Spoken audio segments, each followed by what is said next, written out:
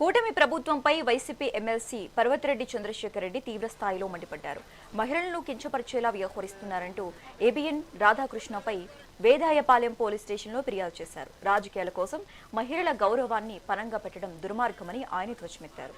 మీ ఇంట్లో మహిళలకు ఒక న్యాయం, ఇతరులకు ఒక న్యాయమా అని చంద్రబాబు, పవన్ కళ్యాణ్లను ప్రశ్నించారు. వైఎస్ఆర్ కాంగ్రెస్ పార్టీ అధికారంలోకి వచ్చిన తర్వాత ఇలాంటి నీచ రాజకీయాలకు పాల్పడే వారిని వదిలిపెట్టే ప్రసక్తే లేదని పర్వతిరెడ్డి హెచ్చరించారు. తెలుగుదేశం పార్టీ అవసరాలకి తెలుగుదేశం పార్టీ ఏదైతే కోరుకుంటుందో, ఏదైతే మాట్లాడుతుందో వాటిని రెండింటిలో కూడా ప్రచురించేటువంటి పరిస్థితి ఆ రోజు వైఎస్ రాజశేఖర రెడ్డి గారి ప్రభుత్వం దగ్గర నుంచి కూడా ఆనవాయితీగా ఈ రెండు పత్రికలకు కానీ ఛానల్స్కి కానీ కొనసాగుతూ ఉంది. ఈ రోజు వాళ్ళు ఎవరైనా పవన్ కళ్యాణ్ గారి గురించి కానీ ఇంకోటి కానీ ఎవరినైనా వాళ్ళ గురించి మంచిగా చెప్పచ్చు. రేపు ఒక రోజు వాళ్ళు కనుక చంద్రబాబుకి వ్యతిరేకంగా ఉన్నారని, చంద్రబాబుకి వ్యతిరేకంగా పనిచేస్తున్నారని తెలిసిన రోజు వాళ్ళు ఎవరిని కూడా వదిలిపెట్టే పరిస్థితి ఉండదు.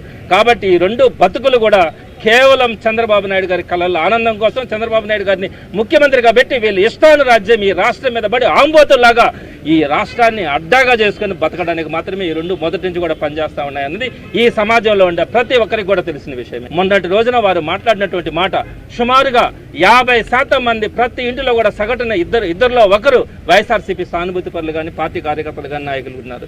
అటువంటి వారి గురించి మాట్లాడినటువంటి భాష, వారి పిల్లలని చెల్లెళ్ళుగా భావించి ఇంకొక పెళ్లిళ్ళు చేస్తారని మాట్లాడిన మాట ఈ రోజు ఈ రాష్ట్రంలో ప్రతి ఒక్కరిని కూడా రేపొక రోజు ఇంతమందిని అన్న మాట రేపు పొద్దున దేనికైనా తెగిస్తారు. వీళ్ళు అచ్చోసిన ఆంబోతులాగా ఈ రాష్ట్రం మీద పడి దోచుకు తినడానికి ఇక్కడ ఉన్నటువంటి ప్రతి ప్రజల్ని కానీ, కార్యకర్తలను కానీ, వైఎస్ఆర్సీపీ నాయకుల్ని కానీ ఇష్టం వచ్చినట్టు మాట్లాడి ఆ పార్టీని లేకుండా చేస్తే వీళ్ళు ఇష్టానురాజ్యం బతకచ్చని చెప్పాలి.